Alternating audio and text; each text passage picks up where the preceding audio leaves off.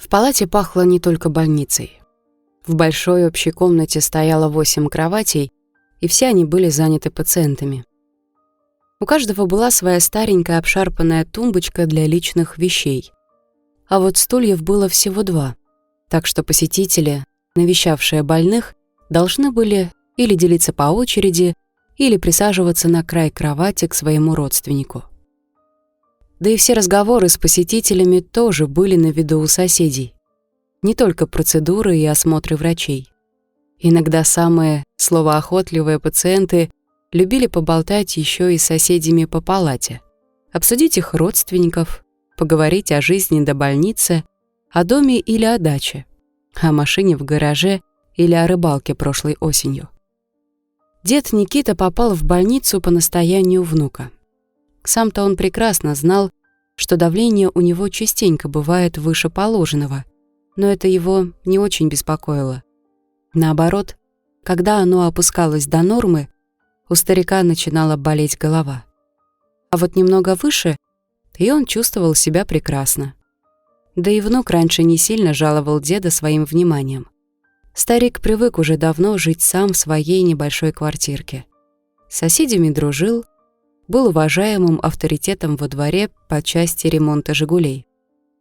Он не был автомастером, просто так давно уже ковырялся в своей машине и так тщательно ее изучил, что легко находил и исправлял поломки и у соседских машин. За что ему всегда был почет и уважение. Все вокруг знали, что стоит только попросить деда Никиту, и тот постарается отложить все дела и поспешить на помощь. Причем абсолютно бескорыстно, весело и доброжелательно. И это касалось не только помощи железным конем. Надо побелить весной деревню во дворе. Дед Никита с удовольствием возьмет на себя эту обязанность. Он будет полдня ходить по двору с банкой извести и кистью, насвистывать что-то веселенькое и белить стволы всех деревьев, а потом еще и бетонные круглые клумбы, а потом еще что-нибудь. Так, для красоты. Завезут песок в детскую песочницу и выгрузят горой рядом. Дед Никита аккуратно перекидает лопатой его внутрь за деревянный бортик, разровняет, аккуратно наведет порядок вокруг. Все, детишки, добро пожаловать. Осенью старушки наводят порядки в своих цветниках. Он всегда на подхвате. Прикопать кустики на зиму для тепла, вынести старую зелень и опавшие листья. Весь двор знал и уважал старожила этого дома, который мог и табуретку соседке починить, и полочку прибить, и петли у скрипучей двери смазать. Безотказный трудяга. Думал, что на пенсии будет лежать и отдыхать, а оказалось, что для него главный отдых — какая-нибудь полезная работа. Жена его покойная была за ним как за каменной стеной. Всю долгую жизнь они с Нюрой прожили душа в душу. Богаты не были, но и в доме всегда было и что самим поесть, и чем гостей накормить. Детей своих завести не получилось, так они взяли на воспитание мальчика из приюта. Поначалу все было хорошо, но потом начались трудности. То ли переходный возраст, то ли память о жизни у родных родителей, то ли и наследственность сказалась, но начал их приемный сын курить и выпивать. Еще в школе. Почти совсем забросил учебу, а на все попытки поговорить только огрызался и хамил. Лексикон разговорный у него стал такой проявляться, что у бедных родителей уши вяли от нецензурных выражений. Да и это не мудрено. Ведь именно из такой среды и забрали мальчишку, лишив его родителей прав на ребенка. Социальные службы постарались найти мальчонке хорошую семью, которая воспитала бы его нормальным человеком. Но он уже успел многое усвоить от своих родных родителей и их окружения. И вот теперь, в подростковом возрасте, это обернулось против его приемной семьи. Парень стал подворовывать. Везде, где только мог. И из дома тоже стали пропадать вещи, хоть ценного там ничего и не было. У Нюры были сережки золотые, от матери достались. Она берегла их как память, носила только по большим праздникам. Долго она их искала, пока не поняла, что больше не увидит. У Никиты пропал серебряный портсигар, трофейный, привезенный отцом с фронта. Тоже больше память, чем материальная ценность. А потом и сам воришка исчез. Сбежал от расспросов и попыток вразумить его. Нашел девицу, переехал к ней. Как Никите с Юрой не было обидно и больно, а все же они желали счастья своему непутевому приемышу. Но он их даже на роспись не пригласил. Они уже потом узнали, что парень женился и скоро станет отцом. Но когда его ребенок родился, его отец уже несколько месяцев сидел в тюрьме за кражу. Внучка Вадима старики старались навещать и помогать невестке хоть как-то. То продуктов привезут, то подарки ребенку, одежонку всякую. Но невестка встречала их недовольно и каждый раз говорила, что лучше бы они денег дали. Но у стариков денег не было. Пенсия небольшая. Вот и старались как могли. Но несмотря на их усилия, внук рос, видя постоянное недовольство матери к деду с бабкой. Отца же своего он практически так и не видел. Тот после первой ходки недолго гулял на воле.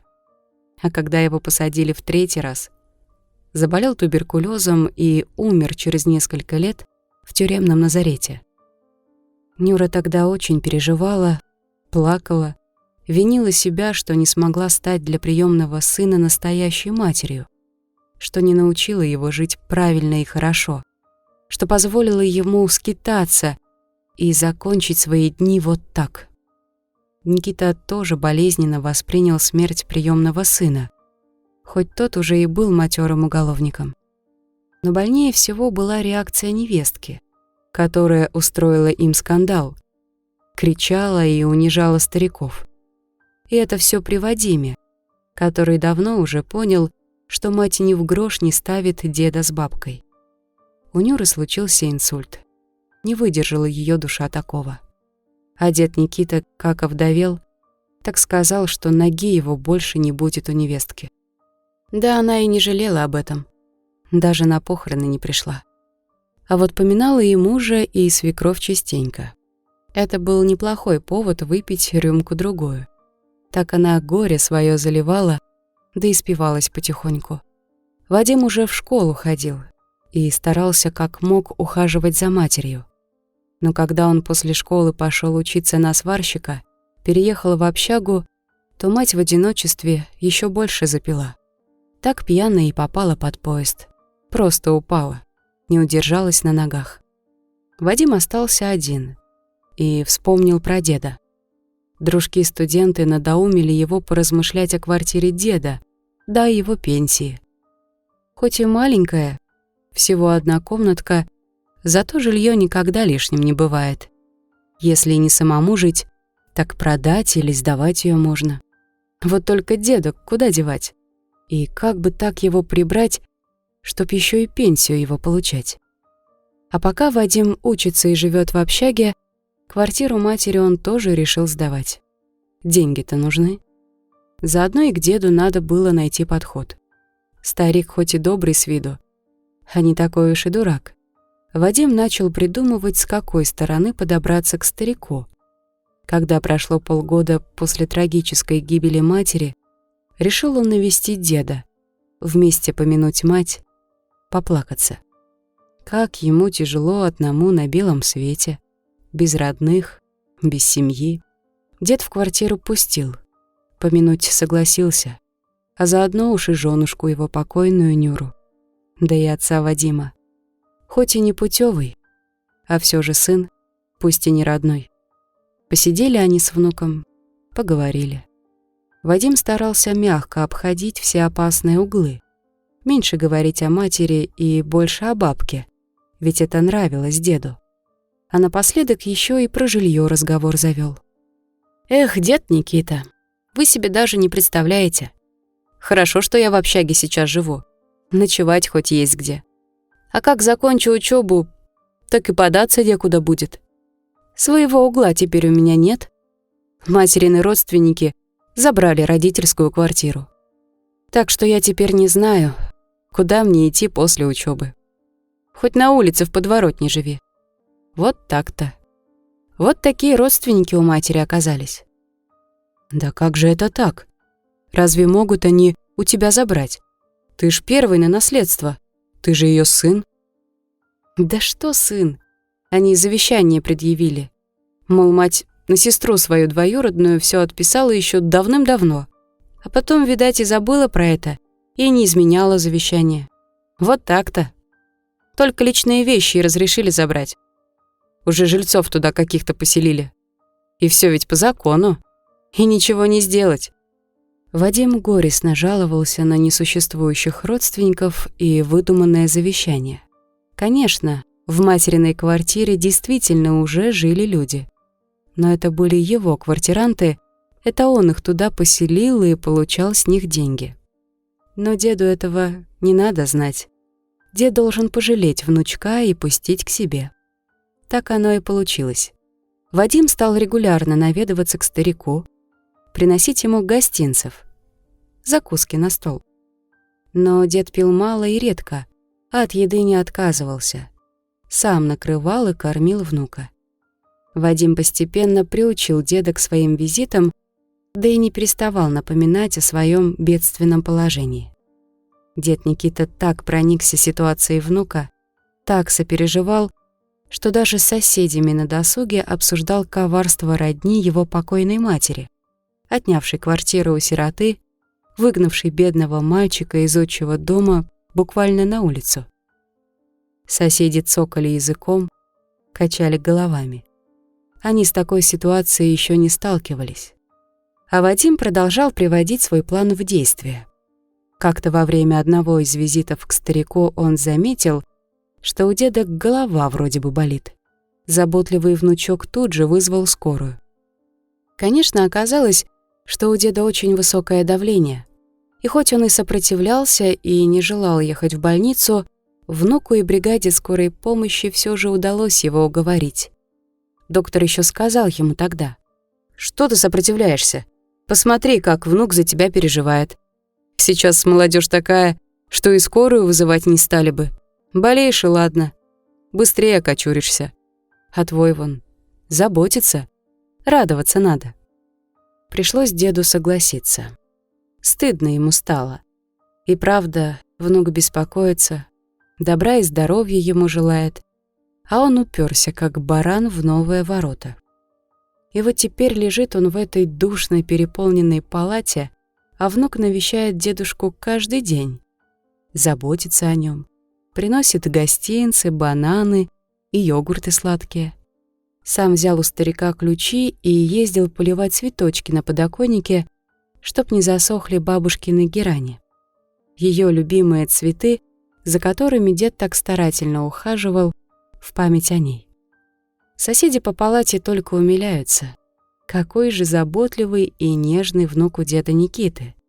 Как же ему повезло с ним. Хоть есть кому присмотреть деда в старости будет. Хоть дед Никита и противник таких пересудов, но все же не удержался и рассказал соседям по палате о беде Вадима с материным наследством. «Ну так вы бы его к себе пригласили. Он хоть за вами ухаживать будет. Вон какой заботливый внук-то. Да и не оставлять же его на улице. И вам веселей, и ему есть где жить». Старик слушал и кивал. Он давно уже подумывал об этом. Но мысль окончательно сформировалась здесь, в больничной палате. Да и Вадим показал себя с хорошей стороны в этой ситуации с недомоганием старика. Так что после выписки домой дед Никита предложил внуку переехать к нему. Или после учебы, или через 2 месяца, или хоть прямо сейчас. В квартире был порядок, цветы политы, мусора нет, да и не пропало ничего. Так что старик стал больше доверять Вадиму. Даже прослезился. «Вот и у меня опора на старости лет появилась. Как же я рад, что ты не в отца пошел, да и не в мать тоже». «Ну что ты, дед, забудь уже о них. Не стоят они твоих слез». Никита даже обнял внука, гордился им. Хороший парень вырос, несмотря ни на что. А тому только этого и надо было. Конечно, он сразу же перебрался к деду. И не просто так. Надо же было убедить старика, что он еще слаб и болен, что нуждается в уходе, что Вадиму лучше доверить и покупки ежедневных продуктов, и заботу о здоровье старика. Причем сделать это надо было сразу, чтоб дед не почувствовал себя лучше дома и не вернулся к своей прежней активной жизни. Потом убедить его доверить внуку распоряжаться пенсией будет не так просто. И перед соседями все выглядит логично. Был в больнице, теперь продолжает чахнуть дома, а внук о нем заботится. Так и получилось. Ни у кого не вызвало недоверия или сомнения появление в жизни деда Никиты такого заботливого внука после его выписки из больницы. Наоборот, соседи вздохнули облегченно. Есть кому за стариком присмотреть. А уж Вадим старался. Без устали рассказывал, как плохо Никита себя чувствует, как тяжело ему, Вадиму, ухаживать за ним. Сколько лекарств прописали, что и пенсии не хватает. Но Вадим не в обиде. Это же все-таки его дед. Кто же, кроме Вадима, за ним ходить-то будет? Старушки у подъезда горестно вздыхали. Соглашались, головой кивали. Хвалили Вадима, что не бросает старика, что ухаживает. Вадим хвалы не принимал. Говорил просто и скромно, что это его обязанность. У него же есть сердце. А сам дед Никита не сразу согласился со своим болезненным состоянием. Он хотел жить, как и прежде, и не собирался пить прописанные таблетки. От них у него сильно падало давление, и старик действительно чувствовал себя не очень хорошо. Но под бдительным присмотром внимательного внука деду Никите приходилось глотать проклятые таблетки и почаще лежать на диване у старенького телевизора. На улицу старик почти совсем перестал выходить. Друзья-автомобилисты только вздыхали горестно, отстёгивая приличные суммы за ремонт, который бы сосед сделал им бесплатно и быстро. Деревья стояли небелёные, а старушкам приходилось самим копаться в палисаднике. А дед Никита выпьет таблеток утром под присмотром внука, и всё. Руки, ноги трясутся, слабость, недомогание, даже тошнота, да и голова как ватная становится. Мысли путаются, сонные, невнятные. Вот и лежит он на диване под телевизором до вечера. А там заботливый внучок проследит, чтоб старик не забыл очередную таблетку выпить. Бывали у деда Никиты такие мысли, что если бы он не пил этих таблеток, то жил бы как раньше. Активной, веселой жизнью, общением с соседями, разными хлопотами и делами. Лежать-то ему день-деньской непривычно, непонятно. Ему бы дело какое. Починить что или поработать в палисаднике с пожилой соседкой. Пытался как-то старик вид сделать, что проглотил таблетки. А как внук вышел, так выплюнул их. Весь день чувствовал себя лучше. Но и внук, видимо, улучшение заметил. Поэтому теперь, после приема таблеток, даже проверял рот старика, чтобы он точно все проглотил. Смирился Никита. Видать, нет у него другого выхода. Ладно, хоть не бьет. Этого старик боялся больше всего. Да просто пообщаться с людьми. Вадим-то всех отвадил от квартиры. Стоило кому-нибудь попытаться сунуться проведать старика или спросить совета по ремонту «Жигуленка», как дверь им открывал Вадим и говорил, что дедушка лежит, отдыхает, неважно себя чувствует. Люди и уходили, не желая тревожить старика. Так он выпал из своей обычной дворовой жизни. Жалко было старика, ведь был он чуть ли не легендой двора, всю жизнь здесь прожил, один и сторожил. Но все понимали, что старость она такая, подкрадется и не заметишь. Жалко, но ничего не поделаешь. Да и во всем остальном то же самое. Вадим теперь сам получал его пенсию и тратил эти деньги по своему усмотрению. Самым неприятным для деда Никиты стала его диета. Внук якобы по совету врачей исключил из рациона все мясные продукты, все жареное, да много чего. Перевел старика на каши и вареные овощи без масла. А потом его экономия пошла еще дальше. В училище он давно уже общался с молодой поварихой в студенческой столовке. Даже ухаживал немного за девицей. Правда, делал он это не ради большой и чистой любви, а понимая, что повариха может ему как-то пригодиться. Вадим был смазливый, поэтому и проблем в общении с женским полом никогда не возникало. А он этим пользовался как мог. Так оно и вышло. Вадим наплел ей, что держит дома парочку собак, которых он взял из приюта. Бедняги так истощены, так нуждаются в человеческом тепле, ласке и заботе. И в еде. Ну вот хоть в объедках и столовой, если поварихе не жалко. Все равно ж помои выбрасывать. Так у деда появилось новое сбалансированное питание. Он пытался сопротивляться, но ничего поделать не мог. Вадим запирал деда в большом чулане в прихожей. Выпускал, когда тот обещал съесть то, что ему дадут. Голод не тетка. Дед Никита сдался. Он мечтал только, что сможет когда-нибудь улизнуть из квартиры, пожаловаться кому-нибудь на внука, попросить помощи. Но Вадим не собирался этого допускать. Так что телевизор дед мог смотреть только когда Вадим был дома и выпускал старика из чулана. Днем же перед уходом он запирал там деда Никиту для надежности. Так что у старика совсем не было возможности к побегу из собственной квартиры, как из тюрьмы. Дед Никита от такой беспросветной жизни в чулане, да на столовских объедках, начал быстро таять, просто на глазах худеть и становиться все немощней. Вадим подумывал свозить его к нотариусу и переоформить квартиру на себя, сразу же или же потом по завещанию. Но старик мог ляпнуть лишнего при посторонних. Так что внуку оставалось надеяться, что других родственников у деда нет. И ждать, что в случае чего именно он первый подаст заявление и оформит на себя эту квартиру уже после смерти деда. Вадим с удовлетворением отмечал, что финал должен наступить намного быстрее благодаря и лечению, и режиму дня, и помойной диете. А Вадиму хотелось все закончить как можно быстрее. Вырисовывался у него романчик. Девушка яркая, капризная. Хотел Вадим ее на море свозить, а потом уже предложение сделать.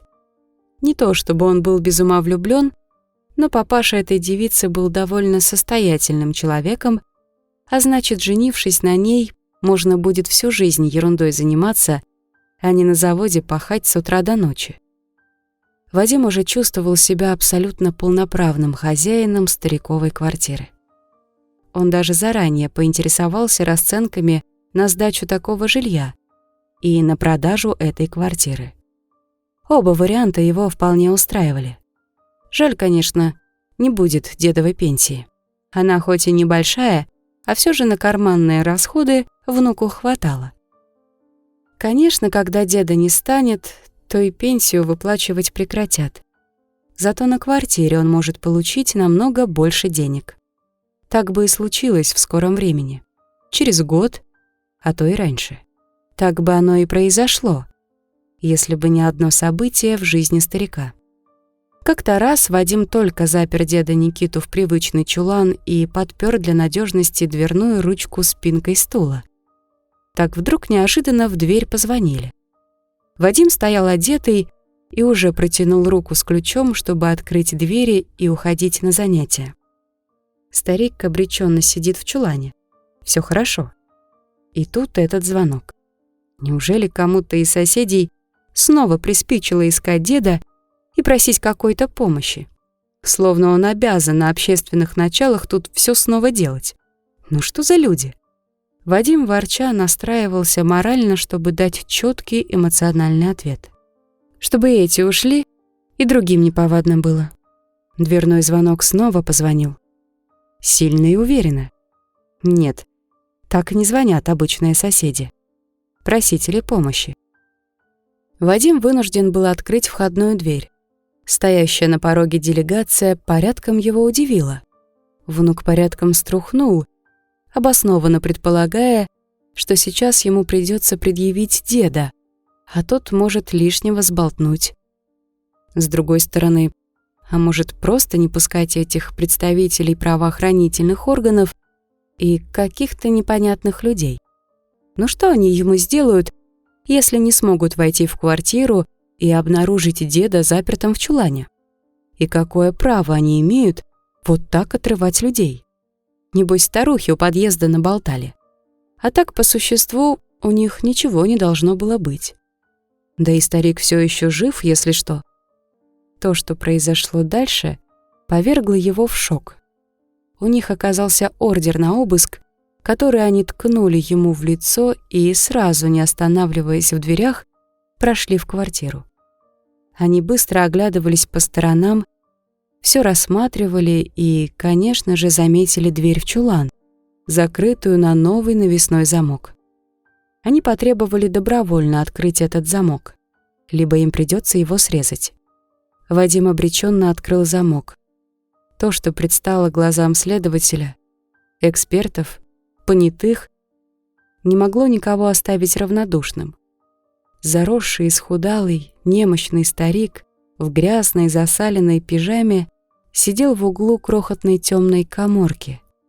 Тут же стояло ведро, служившее ему туалетом, и эмалированный бидон с кружкой, вода для питья. Деда Никиту снова отвезли в госпиталь. Вот только внук его уже проведывать не будет и с врачами общаться не будет.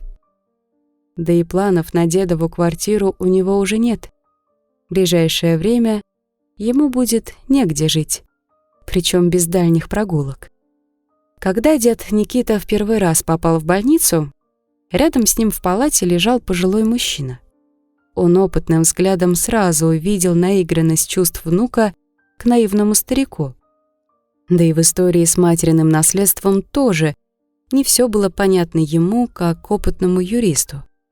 Уж очень это было похоже на какую-то грязную игру ради квартиры. Чисто по-человечески ему было жалко деда. Тем более, что Никита был хорошим человеком. Они часто разговаривали, и сосед по палате знал уже всю историю семьи деда. Из своего опыта он знал, что в таких ситуациях чаще всего гены берут свое. Бывают, конечно, исключения, но очень редко. Глядя на то, как внук увивается вокруг Никиты, сколько заботы проявляет к человеку, которого, по сути, и не знает, и не видел-то толком, и закрались подозрения. Когда Никиту выписывали, а ушел он из больницы всего на день раньше, внук был настолько суетлив, что не заметить этого было нельзя. Правда, дед ничего не замечал. Он был счастлив, что у него в старости появился человек, который будет о нем заботиться. Что еще нужно старику? Поэтому, выйдя из больницы, сосед по палате провел свое расследование. Пользуясь связями на старой работе, друзьями и коллегами, с которыми он работал долгие годы до выхода на пенсию, он провел тщательное расследование. Человеком он был уважаемым, поэтому в помощи никто не отказывал. Выяснилось, кому принадлежит в действительности квартира матери Вадима. Что никаких жутко жадных родственников нет, а квартиранты заключали договор и исправно платят именно Вадиму. Так что вся его жалостливая история оказалась ложью, как и рассказы поварихи в студенческой столовой про собачек, которым нужны помои, корм для обездоленных зверушек.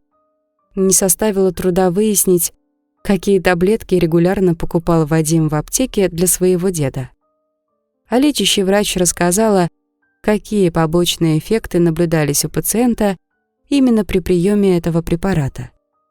Поэтому она и поменяла этот препарат на другой, с другим механизмом действия, после чего и стало пациенту лучше. А показания соседей о том, что они давно уже не видят старика, что дед Никита не выходит на улицу даже на 5 минут, а внутрь квартиры никому так и не удалось заглянуть. Вадим под разными предлогами не пропускал посетителей к деду. И это больше всего насторожило опытного бывшего следователя прокуратуры, который собирался хоть на пенсии отдохнуть от всего этого криминала. И вот перед ними красноречивое доказательство отношения внука к родному деду. После лечения и восстановления жизненных сил дед Никита вернулся к своей обычной хлопотливой жизни. Он старается не вспоминать об этом времени, о чулане с ведром вместо туалета, о помоях вместо еды, о лжи и жадной жестокости вместо добрых родственных чувств и заботы, уважения к старшим. А вот Вадим все же пошел по стопам своего отца. Он тоже постоянно попадал в тюрьму, вот только жизнь его оборвалась намного раньше. Что и следовало ожидать.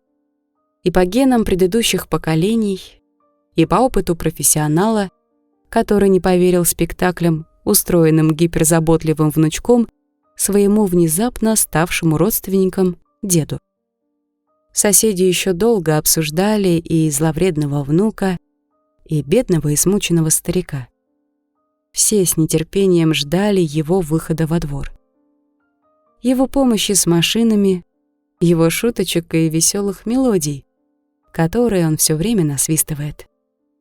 Детвора радостно готовилась перекрашивать детскую площадку вместе с дедом Никитой, а старушки-соседки соскучились по его помощи в палисаднике.